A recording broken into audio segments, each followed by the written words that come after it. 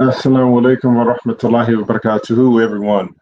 This is day 3 of our anniversary celebration, our 10 years as Masjid Wartha Muhammad and 65 years as a community in Houston, Texas.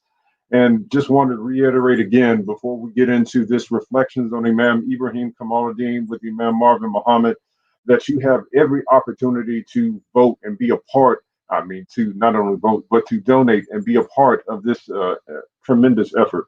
So please donate to help us complete the Ibrahim Kamalud-Din Community Center. You can go to masjidwdmuhammad.com/donate, or you can go to our tinyurl.com/IKCC/donate. We have plenty of ways for you to give and contribute as a part of this special event. And one other thing I want you to take note of is, again, that we have this tremendous opportunity, again, for you to be a part of our fundraising efforts, for you to get your name under one of the 99 names of Allah on our fundraising donor wall. This donor wall will, inshallah, have your plaque under one of the 99 names of Allah and be inside of this beautiful edifice that Allah subhanahu wa ta'ala, inshallah, will bless us with, will give us this opportunity to have and to have as a community. And so this is your opportunity to go ahead and give. And so again, we're about to start the rest of our program, but just wanted to make sure that we identify these opportunities for you. So again, the tinyurl.com/wwdm/donor wall is your opportunity to get your name or your plaque under one of the 99 names of Allah. And now we will begin, after I close all of these banners, our program.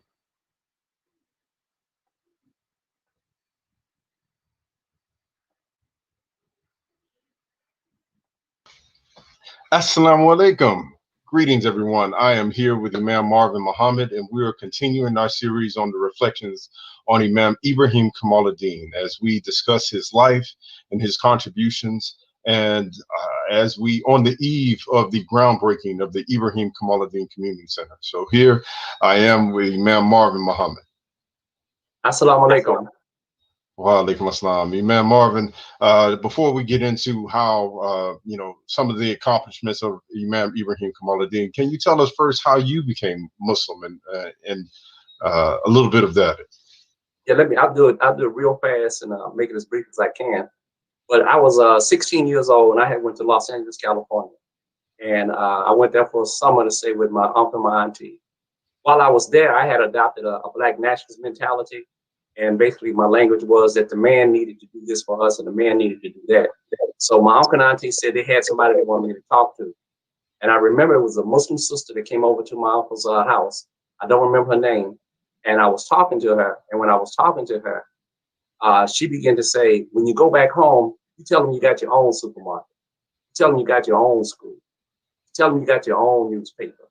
And it kind of stunned me because I always thought we had to go to the man and get what the man had and be included with what the so-called man had. But that was the first time that I had heard anything about Islam when I was 16 years old.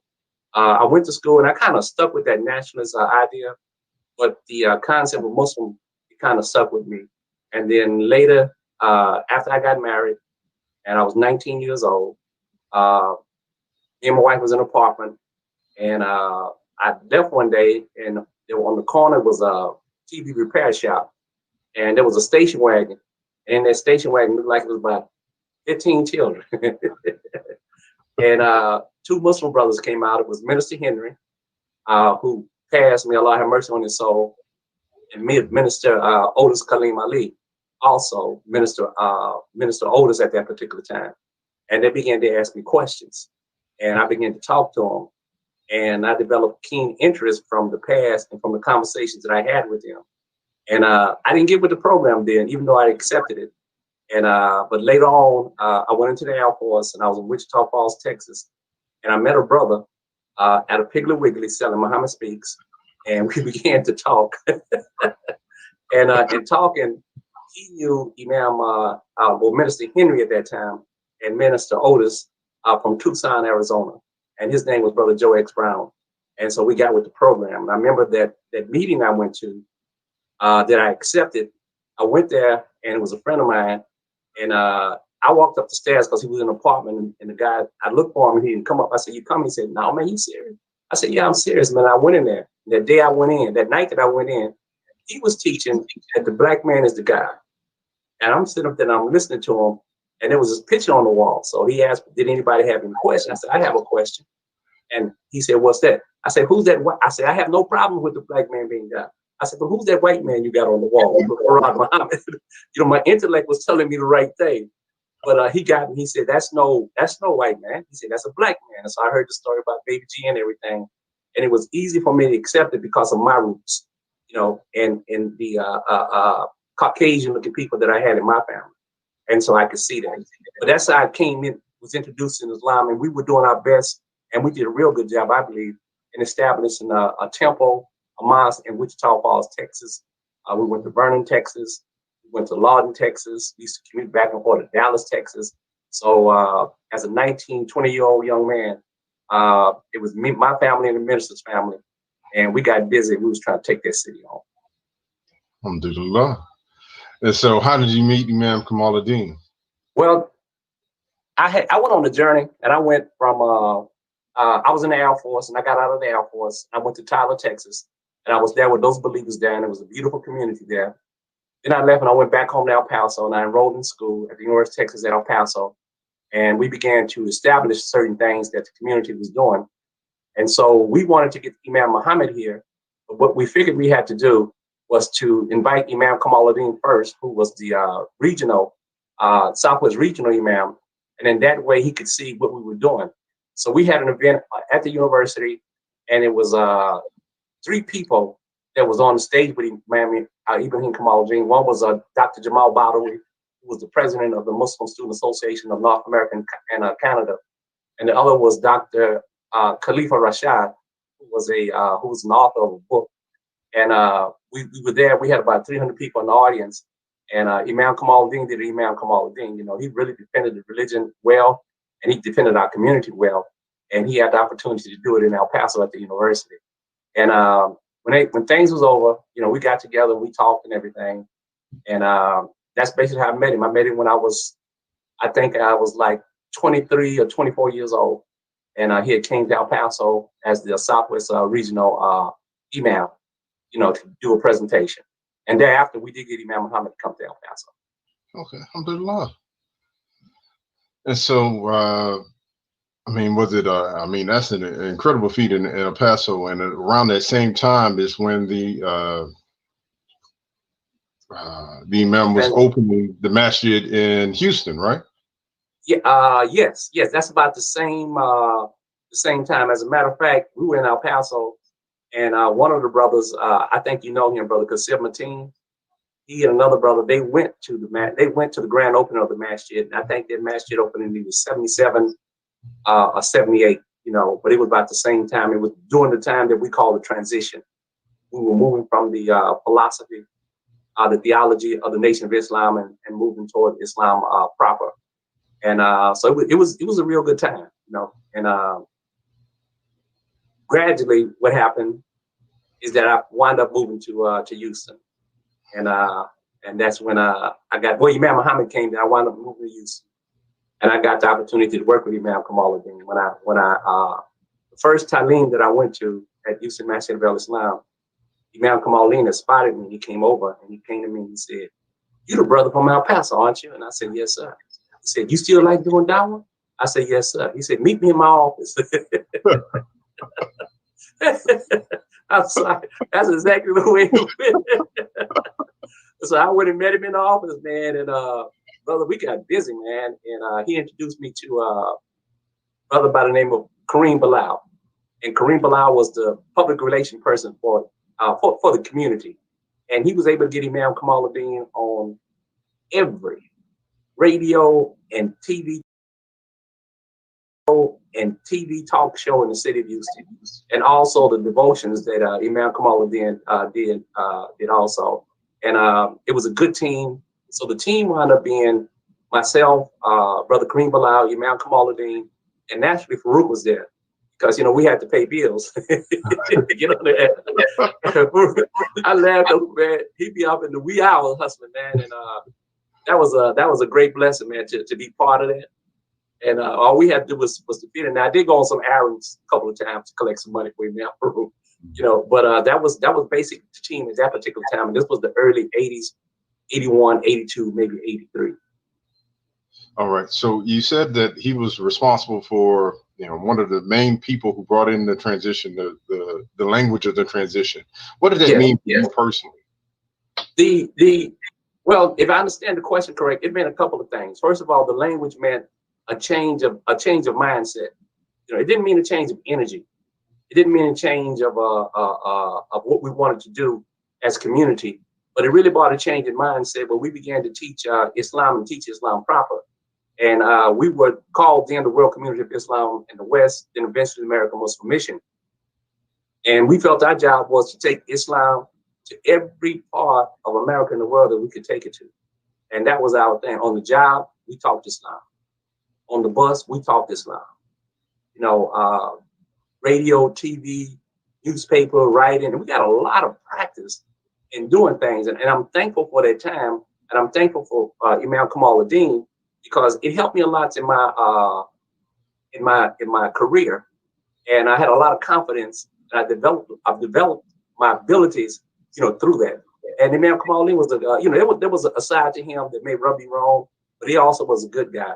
And I'm going to tell you I'll tell you some more about the radio program, but we had a radio program called Communicating for Human Survival on KTSU. And it was two brothers, Kaleem Mustafa Toure, may Allah have mercy on him, and brother Zarif, Ishmael Zarif, may Allah have mercy on his soul also. They were able to maneuver and get us the program on KTSU, which was free. Now, Imam Kamalud-Din called me to his office and he said that, you know, he wanted me to host it with another brother by the name of Ernest Kademasia. And so I said, no problem, Imam. And I was eager, man. I was eager. And he said, but it comes on Monday from 12 to 1. I said, brother Imam, I'll be at work, you know. And so he said, well, let me ask you something. I said, what's that, brother Imam? He said, what kind of supervisor you got? I said, she a pretty cool lady. He said, you go tell her what you gonna do, how you gonna do it, and why you gonna do it. He said, can you do that? And I looked at him and I said, yes, sir, I can do that. So the next day I went to work, told my supervisor I needed to speak with her. And I sat down and I told her what I was wanting to do, why I was going to do it, and the purpose and everything. And she looked at me and she said, I tell you what. She said, I think it was either Monday or Tuesday. I said Monday, but I don't know Monday or Tuesday. She said, I tell you what. Every Monday, leave work at 11:30, and I don't expect you to come back to 1:30. And I looked at her, man, my eyes bugged. And she said, the only thing I ask is that you don't tell nobody. And Ahmed, I'm gonna be honest with you. I just started telling people this story 2 or 3 years ago. So Imam Kamalud-Din, he had that type of persona that he could put a confidence in you, that you could take on what you felt was the impossible. I would never have done that. You know, I would have did it a different way. You know, I would have snuck out. You know what I mean? Yeah. But he told me to confront that. And see, that was good for me. That was good for me as an individual. And I was at the early stages of my career with the organization I was working with. But that upfrontness and being honest and putting Islam first, it helped me a whole lot. And that's one of the things he brought to the table. That was great and really impressed me. MashaAllah. I mean, in all of the series that we've done, as we talked to Imam Farouk and we talked to Imam Fahmy, that mentorship, the hands-on experience has just been so, you know, I wish, you know, I'm a benefactor of the people that his mentees. Yes, sir. I've learned a lot from them, but just how incredible that experience had to be in forming the American Muslim Mission and all of that dawah, and just how, you know, I just really want to translate to the young people just how much work and how much effort and how much love and care was put in terms of grooming and preparing us to carry on this banner of Islam and spread it out even more.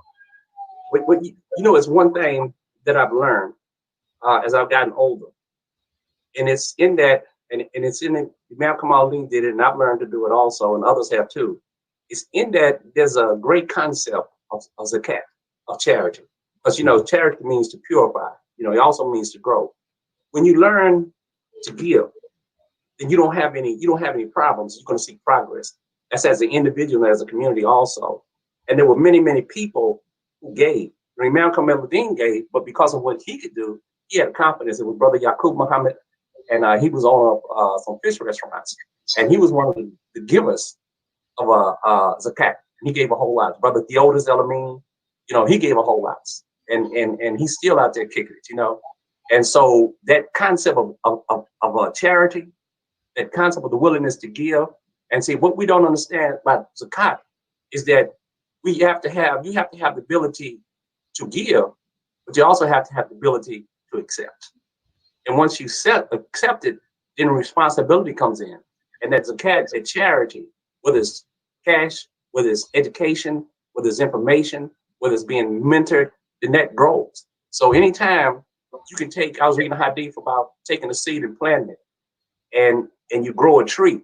And it says that if an animal, if a bird, or a person eats from that tree, then that's part of your zakat. That's part of your sadaqah, and you grow. So this is what you see in Imam Kamalud-Din. He planted some trees. He may have dug it kind of deep, but he planted some trees. He planted some trees, man, and it was a great thing. And he loved the community. He loved the community, and the media part of him was great. As I mentioned, we had the radio program on KTSU called Communicating for Human Survival, and we had the brothers who went out and did it.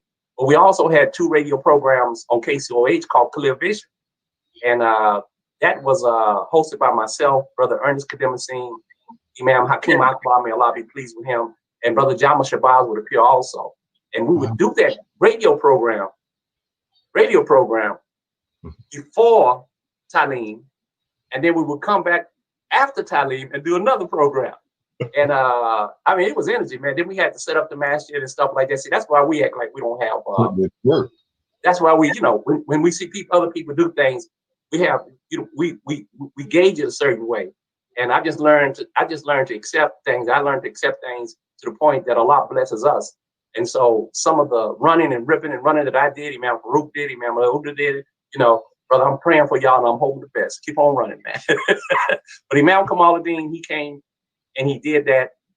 And then we had the radio, then he went and he did the TV program on Access Unit, Houston, called, it was called Clear Vision also. He called me one morning and he said, brother, I need you to come down to Channel 39. And I said, yes, sir. He said, and pick up Brother Kareem. I said, yes, sir. He said, I got something for y'all. I said, okay, then. I said, we'll be there. So I went and got Kareem Bilal. We went to Channel 39. We walked in. Imam Kamalud-Din and Imam W.D. Muhammad was standing there, and they was getting ready to film. They had filmed a couple of videos. So we got a chance to sit down and chat with Imam and do some things. And Imam Kamalud-Din had walked off. And so he came back and he said, Brother Marvin. I said, yes, sir. He said, I need to talk to you for a second. He said, I need you to do something for me. And I said, what's that, Brother Imam? He gave me a piece of paper. And he said, I need you to read this. This is going to be the introduction, and it's going to be the closing of the broadcast. I said, no problem, Brother Imam. And he had a interesting look on his face. And I looked at him and he said, brother, I need to tell you something. I said, what's that, Brother Imam? He said, I need you to get it right the first time. I said, okay. He said, brother, I'm serious. He said, I ain't got no more money to pay for another one. So whenever you hear my voice on one of those VHSs or whatever, and I think Imam Farouk still uses it sometimes. That was a one-shot wonder. And we did it, man. And we felt so collective. We felt so proud, And we felt, it was just things we had to do. And then the way we were, when we finished that session, we finished about 11 o'clock. And Kareem, he took off and went to work, and I took off and I went to work. So life continued, and I grow. I understand that's what Islam is. The work, the dawah, the invitation is part of the life, and that's what we have to do. We take it and incorporate it into our everyday life. It's gonna be okay, man. I think we're doing good. That was one story. I got a ton of stories, but I'm just gonna tell you that one. So now, Alhamdulillah. If you got another story you want to share, I mean, this reflections on Imam Kamalud-Din is just really us trying to help our younger generation understand his importance and his yes. role, and contextualize him and why we felt it was so important to name this community center after him and his efforts. Well, Imam Kamalud-Din, he had a brother come get me at the masjid because you know we was almost there 24/7. You know, almost 24/7. And so I went to his office and I sat down and he said, Brother Marvin, I want to ask you something. He said, do you believe that Allah is God? I said, yes, sir. He said, you believe it? I said, yes, sir. He said, brother, you're supposed to know it. And I looked at him, hey, come on, man. So he started laughing, you know, and there were many things, you know, that he did. He had a great love for children. You know, he had a great love for Islam, and he stood up for Islam. And he man, he did a whole lot of things. Me and Brother Randolph, man, Allah be pleased with him, and Grand in Paradise. We was doing the fruit and vegetable co-op, and we used to go out to his house every 2 weeks to take him a co-op. So when we would go out, we would have to have a long conversation with Imam Kamalud-Din. And Imam Kamalud-Din, he really enjoyed those conversations. And he and I would be talking, and he would always challenge me. He always challenged me. And I look over there and Randolph be out. Randolph go to sleep. And then he point at Randolph and start laughing, you know. And but that was a good time just to spend some time with him and to go through those things. And we talked about some subjects that were deep.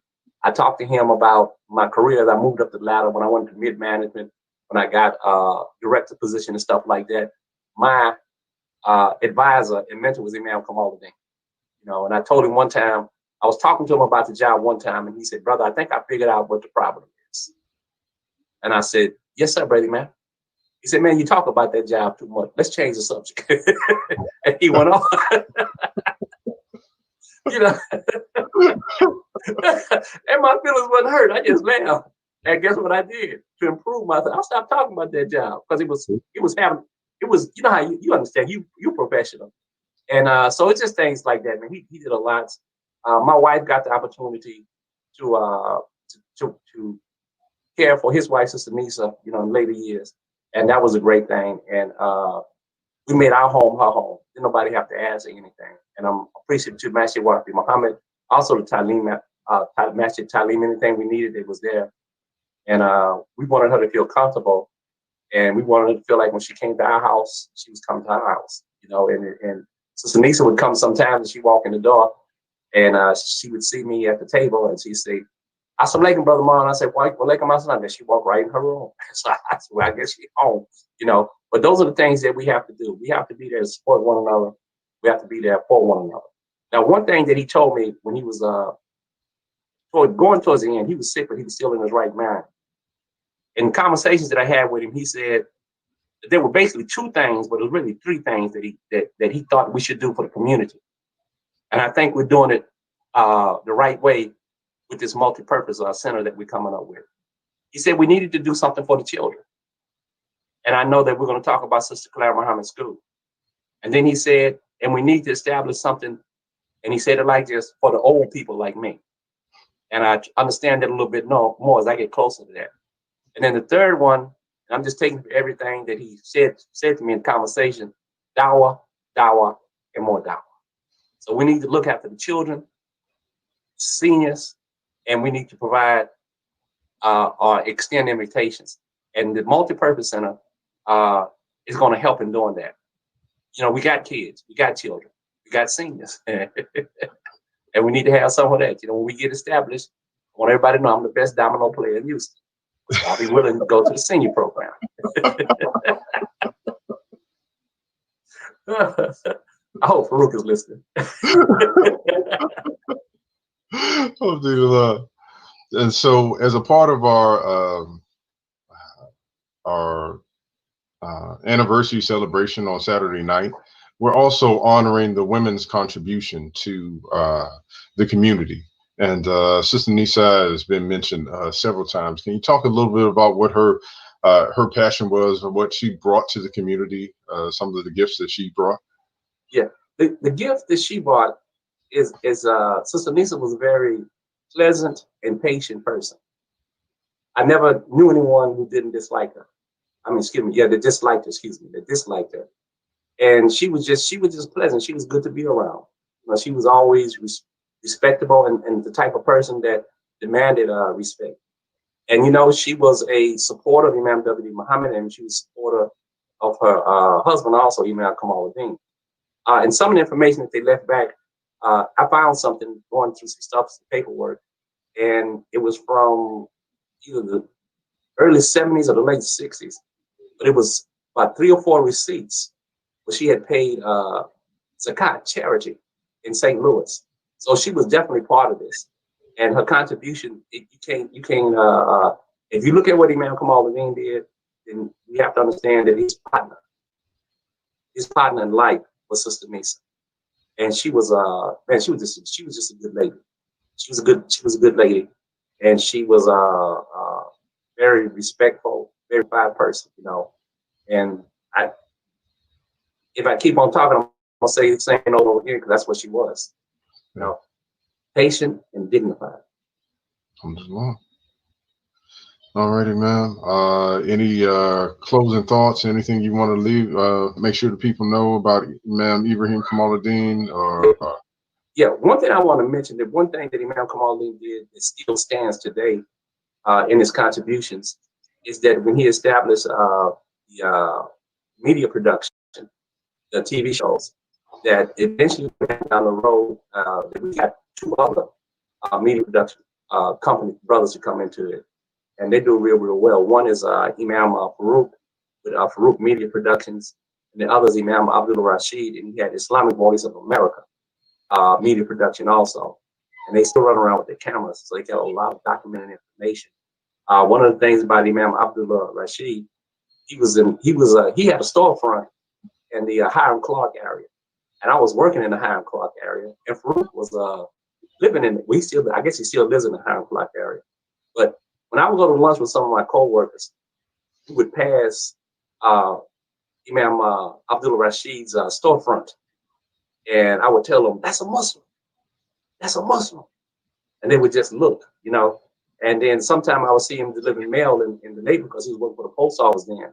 And I would say, "That's a Muslim brother." Then Brother Robert Morrow, he would deliver that too. I said, "That's another Muslim." I think they thought we all know the United States Postal Service. And then we had another brother that was there. But that thing that he sparked, that Imam Kamal sparked in people to keep this thing going, and the success that they've had is truly a blessing. And that goes back to that about planting the tree. You know, so we have to applaud those brothers and many, many others. And one of the things that I really wish we would do is to explore these avenues that are out there, so that we can get back on the radio and get back on TV and do some things. You know, we don't need a PR person. We just need brothers and sisters that got the internet to take the business. And so, I mean, I'm throwing it back, and I throw this picture up here. Yes. Because we have Imam Kamal-Din. This is when we first purchased the Houston Masjid of Al-Islam at that time, with a donation from Muhammad Ali and his manager Jabbar Sabir. And I think I see like Imam Basil, who also built the first masjid from the ground up in the city of Houston. Imam Farouk, Imam Haywood Talib. Can you name some of the other imams that are in this picture? Imam next to Talib is Imam Fakmi Sabri. I think at the end of that line, I think that's Imam El-Ugda, Fakmi El-Ugda. And if you go up to the second line, you come down 3, that's Brother Omar Shakir. Not Omar Shakir, Omar Sharif. And then that's Imam Farouk Rashid of Little Rock.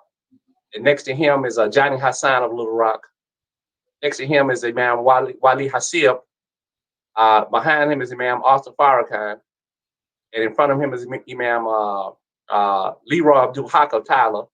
And that brother back there, y'all know who he is. And then down there in front with the white kufi on, the white shirt, that's Imam A.K. Hassan of Little Rock also. Back behind him is Imam Omar Shakir. And way over here, and I can't. I pray Allah they forgive me if I got some of the brothers. But way over here is that's Brother Randolph at the end. And so, but that wasn't that. That was the Houston Masjid of Islam, but that was during a Southwest Regional section meeting. I think it was in the. I think it was in the 90s. I think Imam Tyler was the Imam during that particular time, and so they had came down here to meet. All right. So man, just a lot of history, a lot of I mean, it's truly inspiring to me to see all of the work that was done with you know, at a time in which, you know, we weren't heck, we were just come out of you know, Jim Crowism.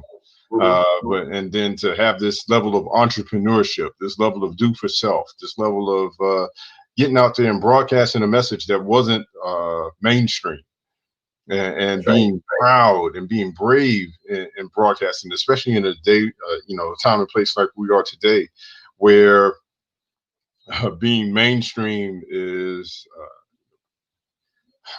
well, racism and you know, lies and this abuse of the truth is what becomes commonplace. And you know, we had a couple of brothers who were dedicated, brothers and sisters who were dedicated to trying to share the truth. It's just really amazing to me and impactful. I'm glad to be a part of that, at least a small part of that legacy. And inshallah, it will. Reflections and stories like this help to encourage other people to take up that mantle and continue this legacy, and make sure that this these good deeds, these good efforts don't stop, but only continue and to broaden. So any other closing thoughts, and then we'll go ahead and close out. Yeah, I forgot to mention Imam Kamalud-Din's book, The New World is Here. I still have some copies of them. I got some brand new copies. Got a whole bunch of them. And inshallah, maybe we can look at something and try to get them to the people and use some of the funds or use the lion's share of the funds to help. Because see, once we get the multi-purpose center built up, then we got to work on the inside and get it set up. And we're still going to need some funds to do that, you know. So I have those books, and you know, I got about 6 or 7 cases of them, you know. So, you know, inshallah, whenever anybody's ready to sit down and talk, we talk. Alhamdulillah. Looking forward to it. And so with that, we'll go ahead and close out. And if you would like to make your donation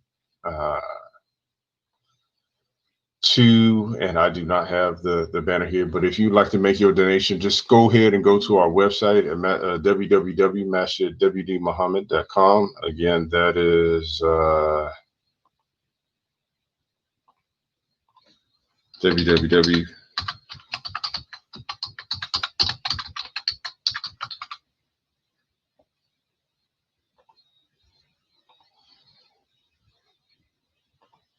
www.masjidwdmuhammad.com to make your donation to support this effort. You can donate to the building fund, you can donate to the masjid, you can just pay your zakat, but please make sure you make your donation so that we can continue this going, so we can build that media center, so that we can start doing our own programs and broadcasting our own truth, and we can continue to have not only you know, to take it one step further, where we used to have radio broadcasts and TV shows, we can have podcasts and streaming video, and we can have our own Muslim news channel, so that we can give the truth in the way that we want to, and in a way that appeals to our soul and appeals to human decency. So let's please contribute, please donate, and thank you for watching. Assalamu alaikum wa rahmatullahi wa barakatuhu.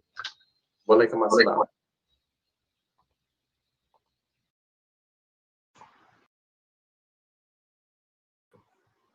So assalamu alaikum, everyone. Again, thank you for watching. Our Sunday Talim is fast approaching, so that is going to be the next aspect of this particular weekend. And the Sunday Talim will include speakers or representatives of the Folklore community. We'll have Dr. Daia Farouk. We'll have an Imam's Roundtable, where you will hear from several of the students and the students of Imam Worthy Muhammad and Imam Ibrahim Kamalud-Din. So please stay on the lookout. Please stay tuned and stay with us. And now, not only do we want you to support the masjid, but we also want you to support its vendors. One of the ways in which we've highlighted this particular weekend is we started off with our culture night, and you, inshallah, for everyone who donates and makes a donation, and if we meet our target, we're going to rebroadcast the culture night so that everyone can see it. If you didn't get a chance, it was an amazing event, and everyone enjoyed it. But our sponsors from that culture night were the Muslimat Collective, collective of sisters who try to engage the community through cultural outreach. And they host a fashion show, kind of like the Sister Claire Muhammad School used to have a fashion show that would raise money for the school. These sisters are continuing in that same vein, and their fashion show is one that raises money for different causes that are near and dear to their hearts. And they've given more than $10,000 to the Ibrahim Kamalud-Din Community Center. And we would like you to go ahead and support them. And here where is their ad for the next Beyond the Veil fashion show.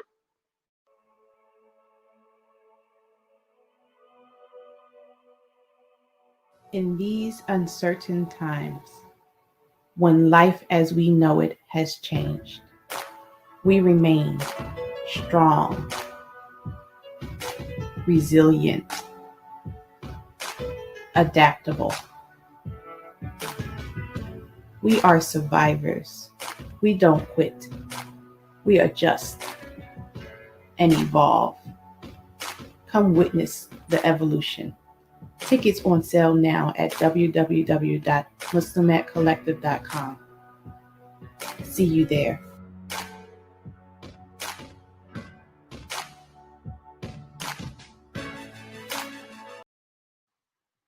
And a couple more ads from our amazing vendors, and you don't want to miss these things. So please reach out, research, and go out and purchase their products and pitch the matrimonial service for your marrying needs. Celebrating 3 years of service, 3 marriages, and 3 babies, including twins.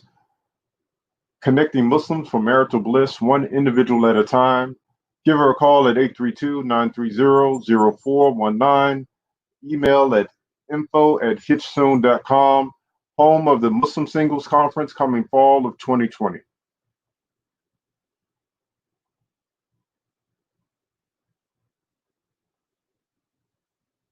The Portable Study Library, researching the language of Imam Warthi Muhammad, a portable app that can be run from a computer or a flash drive and uses a search engine to index the transcripts, not included, of Imam Muhammad and provides for semantic search of words and phrases. Invaluable for any student of Imam Muhammad. It also includes other Islamic tools study. Please get yours today at www.nurdigital.com/shop or email lynn@nurdigital.com.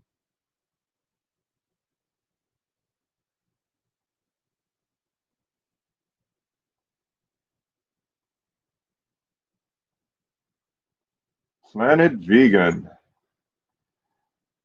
Planet Vegan is the newest culinary venture by our very own Gabriel Soul Food and Barbecue, the only soul food and barbecue caterer with full vegan options. Visit his food truck today, located at OST in Alameda at the Citgo gas station, 2802 Old Spanish Trail. If you have an order of 5 or more, you can give him a call at 713-587-6766. Again, that number is 713-587-6766, or order at planet-vegansquare.site.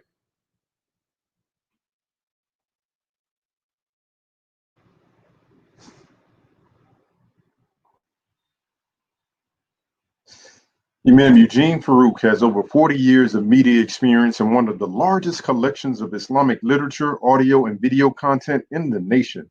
Please contact him for your Islamic literature, audio, and video needs at 832-545-9068 or e-Farouk, Farook, at sbcglobal.net. DVD and CD duplication services are also available.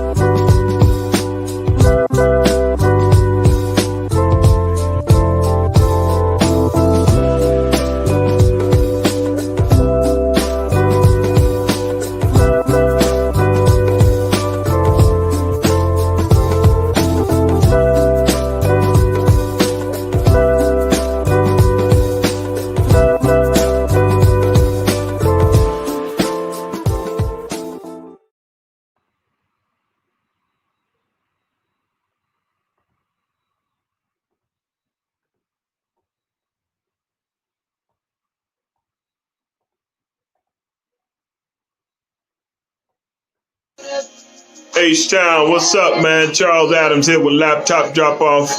Checking out, man. Signing out for the day. About to make one more delivery. We're still doing our thing. Don't hesitate to come by 2656 South Loop West. Taking care of the people, man. COVID is still here. So have helped about 156 families so far. Give us a call, 346-302-6086. Holla. All right, thank you. We're going to go ahead and sign off now and get ready for our next presentation, which again be the Talim address featuring Dr. Dayir Farouk, Imam Omar Shakir, Imam Basil Abdullah, the Imam, the first Imam in Houston to build a masjid from the ground up, in addition to a host of other Imams as they present and reflect on the momentous occasion of this weekend. Assalamu alaikum wa rahmatullahi wa barakatuhu.